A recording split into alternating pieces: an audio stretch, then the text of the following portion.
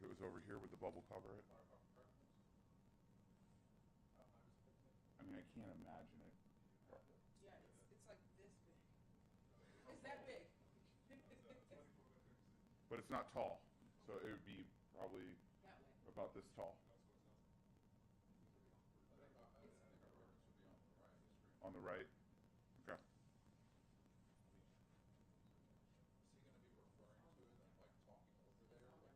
Mhm. You know what,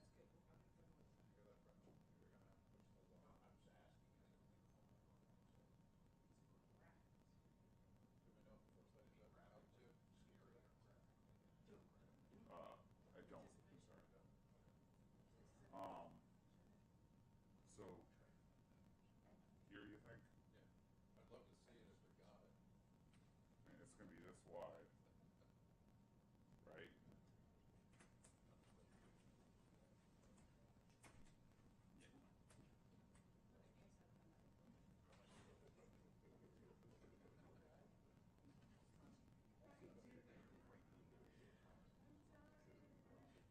Just what I wanted.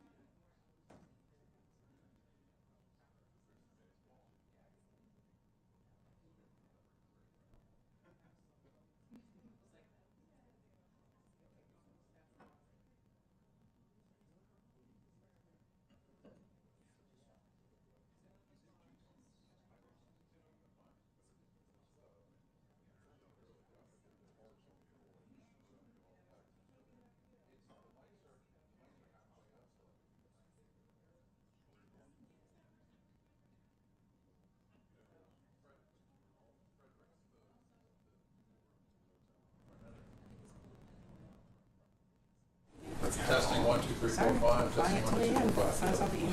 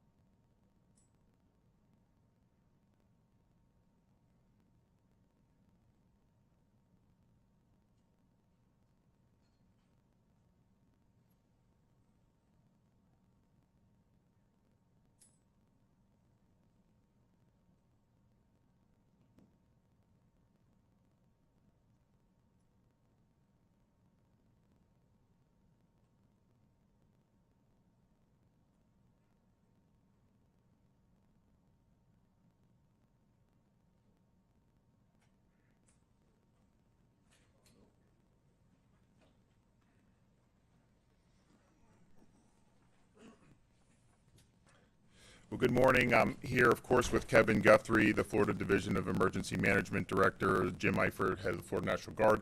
Also pleased to be joining Grace Check from FEMA is our FEMA Administrator, Deanne Criswell. So we appreciate her coming down, and we really appreciate FEMA's responsiveness to this disaster. So thank you very much, and thank you for being here.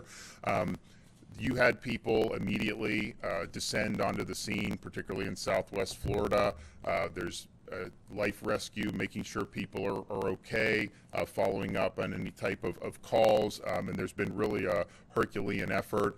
There's also the assessment, okay, of what's been damaged that's going to impact the entire community. And of course, the power is a big issue. There are people that are working. I think Lee and Charlotte have about 15% restored. There's going to be able to be some more restored likely in the relatively near future. There is going to be some that's going to require some rebuilds. And so the utilities, FP&L's was down there first thing. They understand that and they're prepared to do it. The other issue with Lee County that they've asked support from is they had a water main break for their county water utility. That means that the county does not have water at this point, and you need that to be able to function in society. They've requested support from FEMA, and then FEMA was able to provide the Army Corps of Engineers, and they were on the ground after Kevin called them, I think at like 3 in the morning yesterday. They were on the ground from Jacksonville all the way down to Southwest Florida in the afternoon.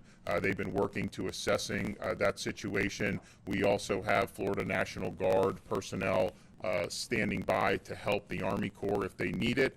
But at the end of the day, that is something that will be very, very critical to be able to get that back. And it may require more of a rebuild. Maybe it require some more short-term remediation. They're going through that. But that's clearly a top priority. And we're thankful that FEMA and the Army Corps are there helping out.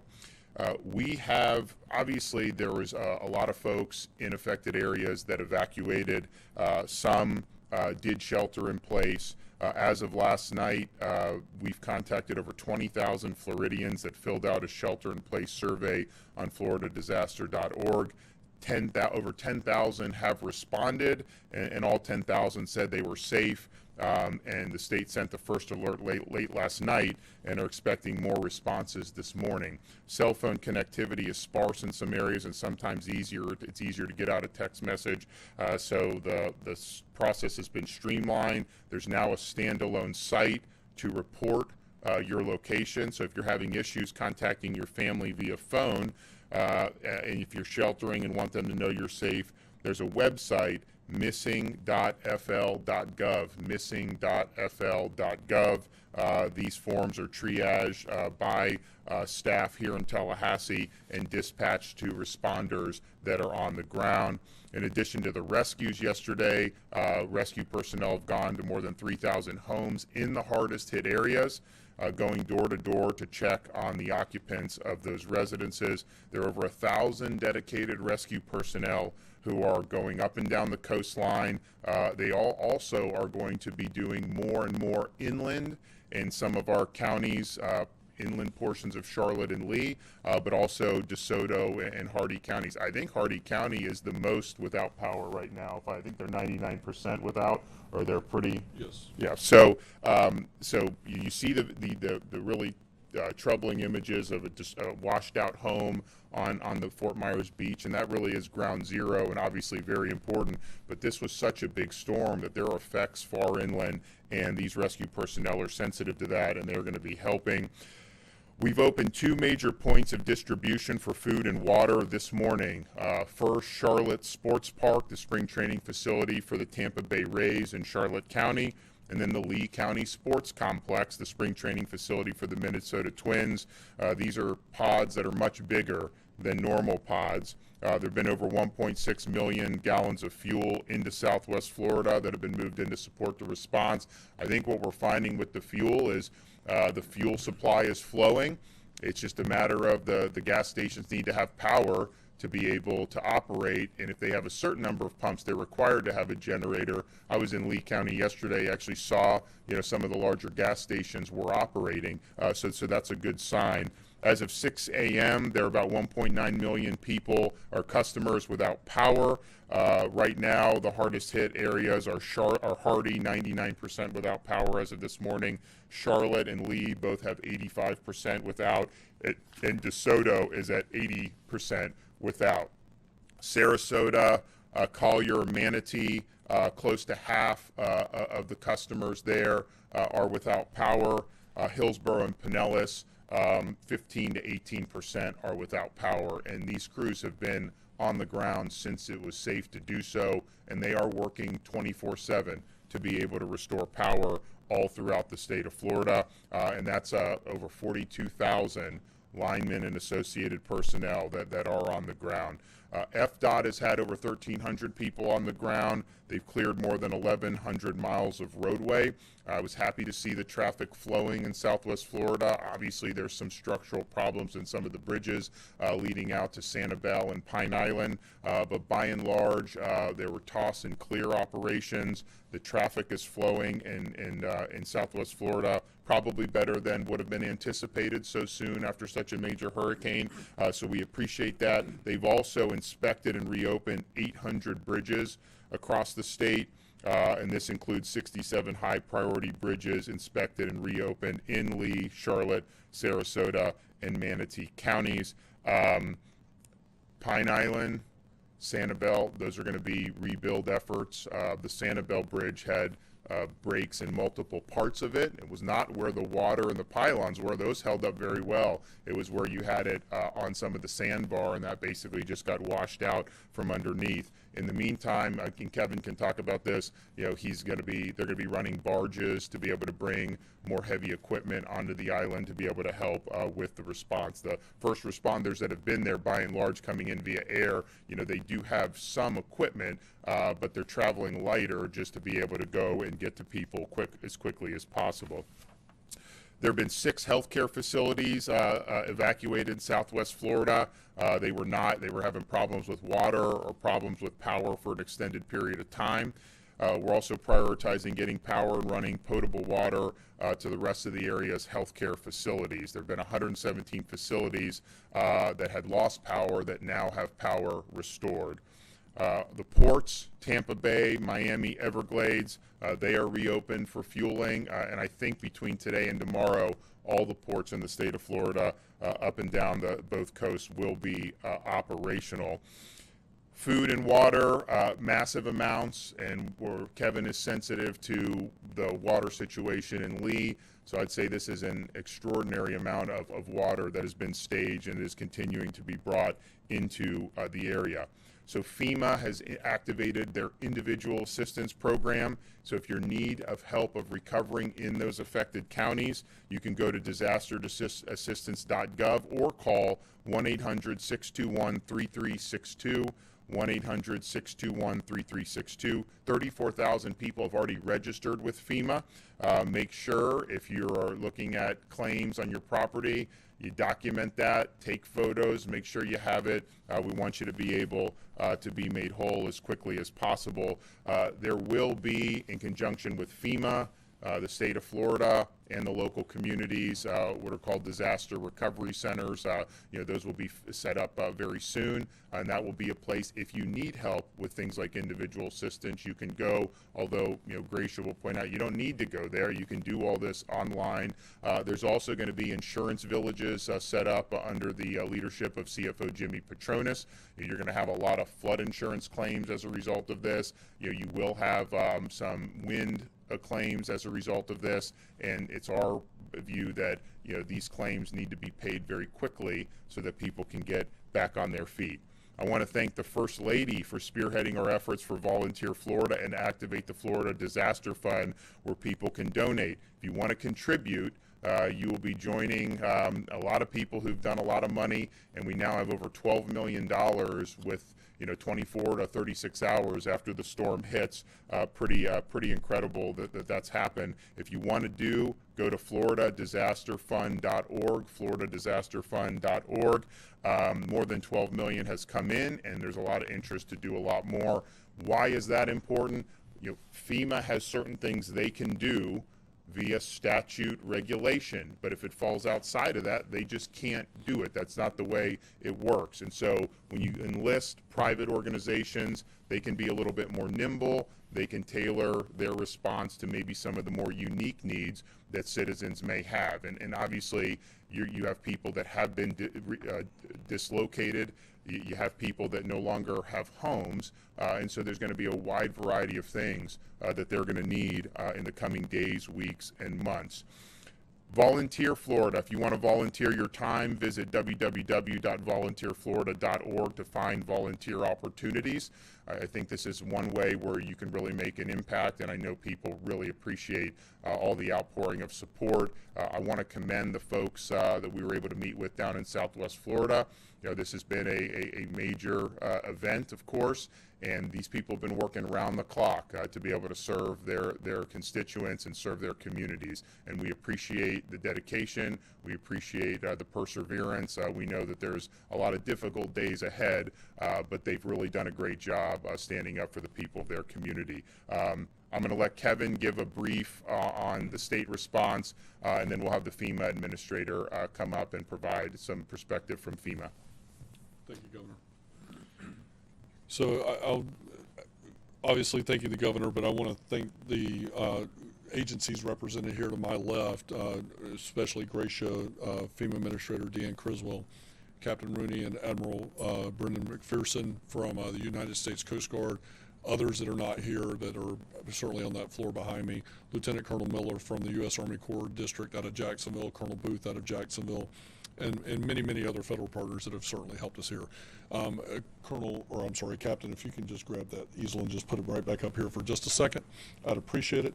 I wanted to thank them before I covered them up with a sign here in just a second. So, all right, so let's talk, we're right in that 72-hour area of search, secure, stabilize that I talked about yesterday. So everything that I want to talk about right now is about that search, secure, and stabilize.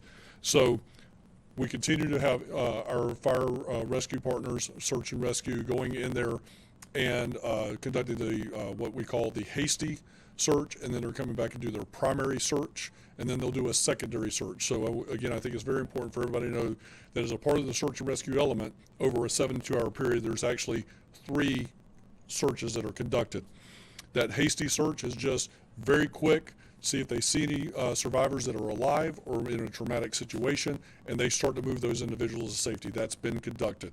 Now we're back in that primary search area, which is now we're doing a little more detailed search, and then we'll do a second search behind that. Stay safe. I want people to make sure that they are safe. This comes down to personal preparedness, or I should say personal preparedness, but the individual response. Generator safety. We have been talking about it and talking about it and talking about it, but we still get reports of people operating their generators inside of a garage, operating their generators just outside of a cracked window with a cord running through the window, and we're having continued issues with carbon monoxide. All right, I'm not saying we've had carbon monoxide deaths. I'm just saying that we're still having carbon monoxide issues. Please operate your generators in a safe mode. That also includes not having electrical cords actually run through puddles of water. Let's make sure that we got them elevated and not running through puddles of water. Next, as I mentioned last night, chainsaw safety, ladder safety, wire safety. If you don't know what it is, don't cut it. If you don't know how to cut it, don't cut it. Let the professionals come in and do that. We have more than 2,000 resource requests from our impacted local partners, and more than 1,700 are in process or completed. I think there's a very important bullet to note here. A lot of counties put in mission requests for bulk food and water when we had a 45, 50 county disaster. Now we have counties starting to cancel their food and water. So when we say 2,000 and 1,700, and we have this 300 gap, I wanted people to understand there were 2,000 mission requests. We're filling 1,700. Some of those are going to be organically canceled because they're not impacted at the county level. We've mobilized more than 14,000 gallons of diesel to Fort Myers for a water plant to provide water to nearby hospitals. We've deployed 2 for Hernando County Fire and 2 Hernando County Sheriff sheriff staff to use drones for photography and video of flooded areas in DeSoto County. And I want to make sure that I take this time to say thank you to our restoration crews who have been able to take 500,000 individuals and get them power back. We're down to 1.9 million in the power restoration area that still need to be restored. Again, thank you to our first responders. I want to bring in, we're starting to get some questions about food and distribution points. So I'm going to ask Brian to give me this graphic that we've made here. And I think this is important for a couple of reasons. We talk about a family personal preparedness plan. So what we've done here, we are in day number 2-3 of the response disaster. This is where your personal family plan is being executed. This is why we've asked, we partner with FEMA on this, have 3 to 7 days of water. We talk, you hear me talk a lot about 5 to 7 in Florida. So again, days 1 through 5, personal family plan. This is the food and water that you had. Now we do have food and water at shelters, if you go into a shelter. The next phase of this you'll see is in orange. This moves us from the family plan over into the National Guard and local community level point of distribution plan that will run for somewhere between 72 hours and about 120 hours. So 3 to 5 days. So as we exit that, again, we're way back over here, we will then come in with mass feeding kitchens. Those mass feeding kitchens will be designed to provide those hot meals 3 times a day to the most impacted communities that still don't have food and water. And we're getting some questions, the First Lady is getting some questions, and I want to make sure that we take the opportunity to educate individuals as a part of how everything ties together. So again, personal plan, National Guard food distribution plan, which is water and dry food at our points of distribution, and then we'll move into a hot feeding kitchen plan. So I thought it was important for everybody to understand how that connects, and that as we continue to get questions about that, where is your government? Today, we're in the process of moving National Guard to, the bulk food has gotten to those 2 locations the governor's already mentioned. Now we're moving down to the community plan, which is that local National Guard element that's going to go up and set that up. I'm working with Lee County today, which is obviously the most impacted county. They have 8 community pods that will be opening, hopefully in some form or fashion, moving cars through them later today in 8 locations. I'm going to let Sandra take the lead on announcing those locations at the local level for her staff so that when they're ready, we're ready. And I want to make sure we tie all that together. Last thing I want to talk about now is as individuals start to move debris to their curbside, you must separate it into piles. My communications team will be giving graphics at another update today at the 5 o'clock or this evening update. We will tell people how to separate their debris into piles. But if you're doing it now, vegetation needs to be in its own pile. Structural, this is structural is furniture, building materials, plumbing issues. That needs to be in a separate pile. Then we call it household hazardous waste. These are your cleaning supplies, your batteries, your pesticides, anything that's hazardous goes into its own pile. Electronics, TVs, computers, things of that nature go into its own pile. And the last pile is what we call white goods or appliances. Need to go in a separate pile. So again, recapping, that's vegetation, structural, household hazardous waste, electronics, and appliances. As always, when moving stuff, if it is too heavy, get help. These are absolutely avoidable deaths and absolutely avoidable injuries. Get people to help you. We have many faith-based community groups. We have Team Rubicon, individuals willing to help you to get that stuff to the roadside. So please be safe. Use gloves, use goggles, make sure you're wearing boots. Make sure you look for power lines that may be mixed up in all of this debris. Thank you for allowing me to do a little extended briefing today and provide you a little more detail. We'll be back this afternoon with some more information. And as always, Governor, thank you very much for your leadership. Okay, Administrator, floor is yours. All All right, thank you. Governor, thank you first for allowing me to join you here today. And I'd also like to recognize my regional administrator, Gracia Check. She has been on the ground since before this storm hit, working side by side with Director Guthrie. But it's not just that. Our regional office works with the state of Florida and all the states within Region 4 throughout the year to make sure that we are planning, we are coordinated, and that when we have an event like this, we can seamlessly move in to assist and support the state with their needs. What we have done prior to landfall is we did stage a lot of search and rescue resources to support the great efforts that have been happening here in the state of Florida. We have those resources available as the state needs it. And we've also begun to move in food and water into those points of distribution to support what you just heard from Director Guthrie and the governor. What I want to say is we are here to support. FEMA is here to support these ongoing efforts right now to continue the life-saving missions that are still ongoing, but also to begin to support the recovery mission. As you heard the governor say, the president did declare a major disaster declaration for individual assistance as well as public assistance. Public assistance is going to allow us to reimburse a lot of the costs for the first responders who have been doing an amazing job, allow us to reimburse some of their overtime costs for all of the work that they've been doing to stabilize this incident. And on the individual assistance side, right now there are 13 counties that have been designated for individual assistance, but we will add more. As we continue to do assessments and it has been safe to go into those neighborhoods, we will continue to add more counties so individuals can apply for assistance through FEMA. And I just want to reiterate how you can do that. You can go to disasterassistance.gov, you can go to or you can call 1-800-621-3362, or you can go to our FEMA app. I also want to let people know that we are going to have teams of individuals that are going into the shelters to help them register for assistance. Right now, we know that many people are away from their home. They may not have access to the internet. They may not have access on their cell phone. And so we're going to send teams to go into the shelters to begin that recovery process for them. Governor, I just want to commit to you, and on behalf of the president, we are here to support this recovery. We know we're still in a very active response stage. We're going to go into the stabilization, but we've already started planning for what the recovery is going to be, because we know that this is going to be a very complicated and complex recovery. We want to make sure that we have the right resources. So I appreciate the opportunity to join you today so I can see firsthand what some of the needs are. I've brought recovery and response personnel with me to make sure that we are bringing the right resources to support the governor's needs and what his concerns are. So thank you very much. Okay, any questions? Governor, I got two quick ones.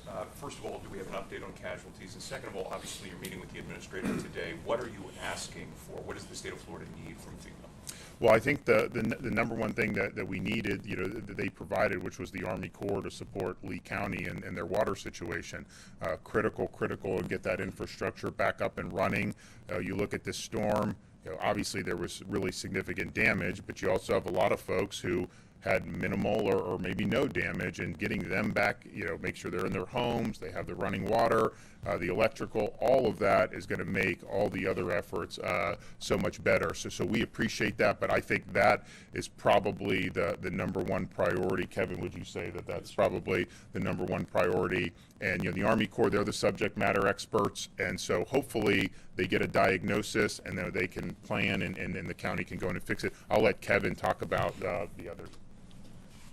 So where we stand right now on fatalities is, I'll break this down by county. We have one confirmed fatality in Polk County.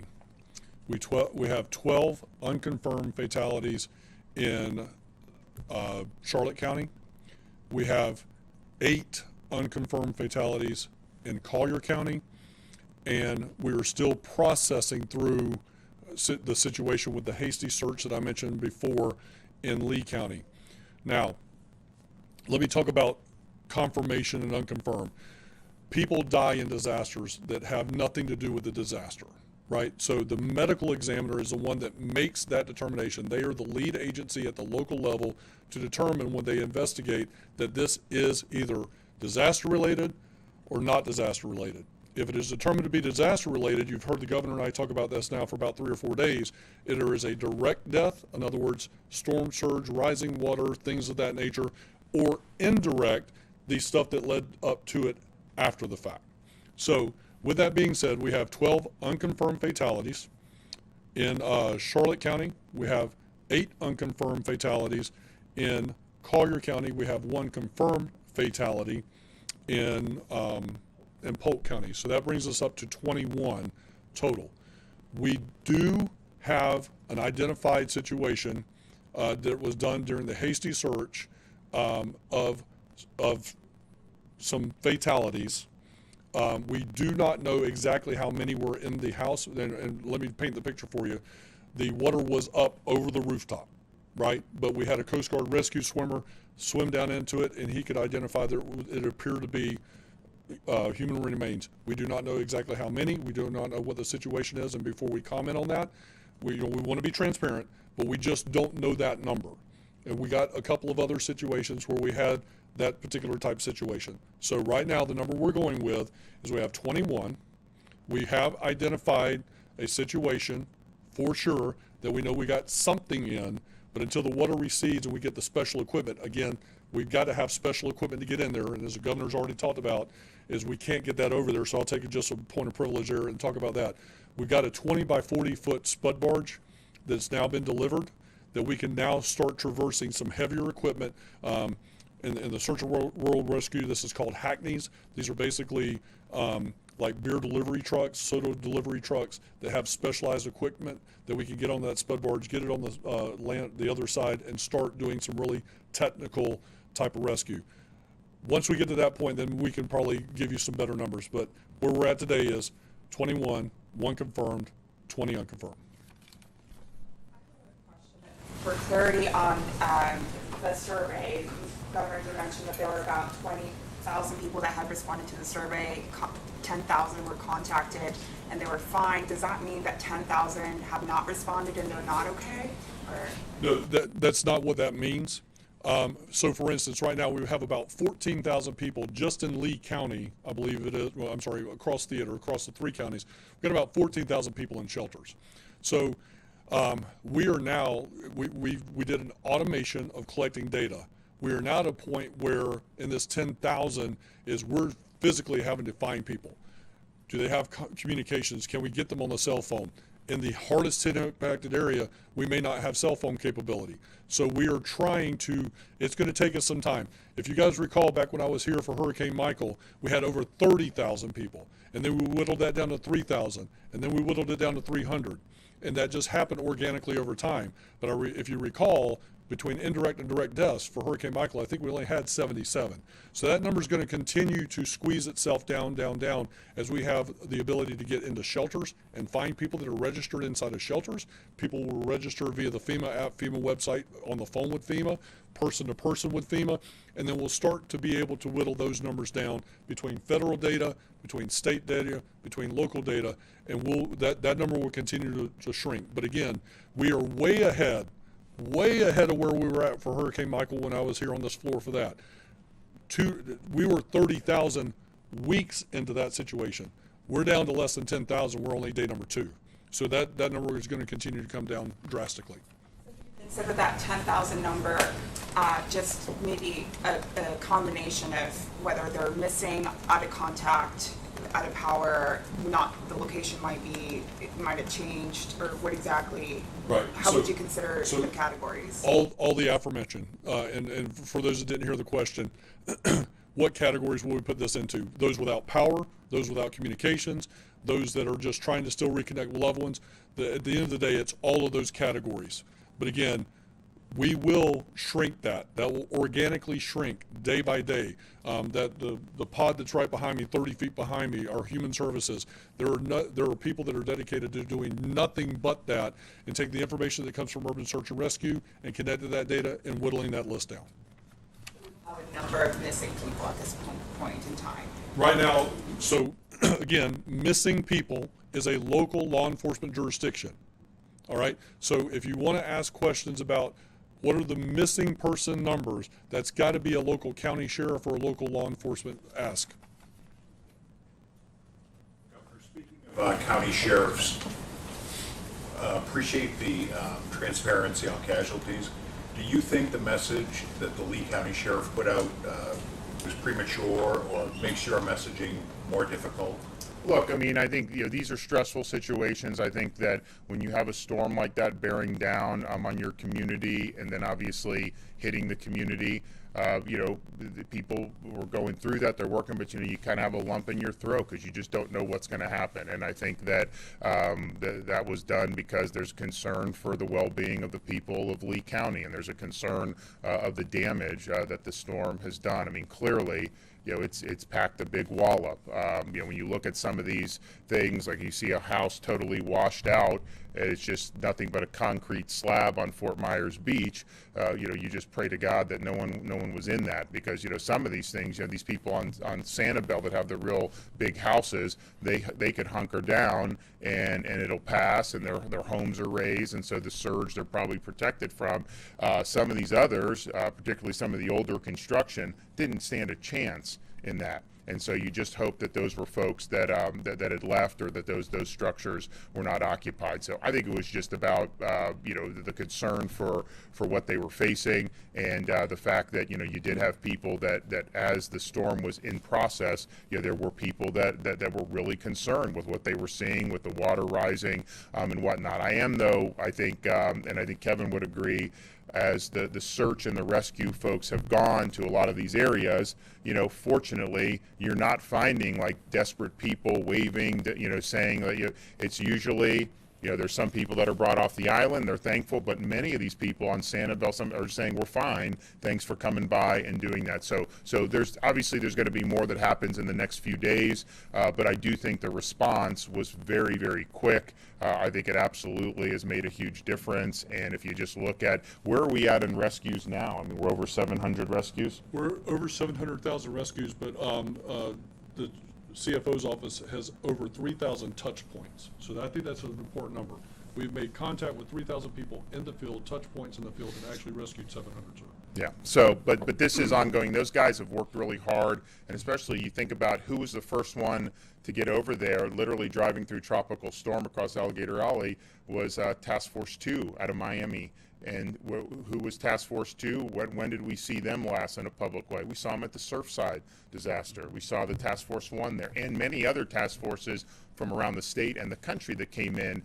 So when they're doing this, it's obviously important work, but these are not easy missions to be doing on. I mean, it was not easy for them to be on that pile in Surfside and search for people, and unfortunately, find many people who were killed in that collapse. And so now they're in a situation, where they're looking, and hopefully they find people that are okay, or that the buildings are empty. But you don't want to have to see people that had gone that didn't make it through. And so it's a physical, it's putting yourself out there in harm's way, but it does also take a toll. And Kevin, why don't you talk about the mental health that we're doing in here?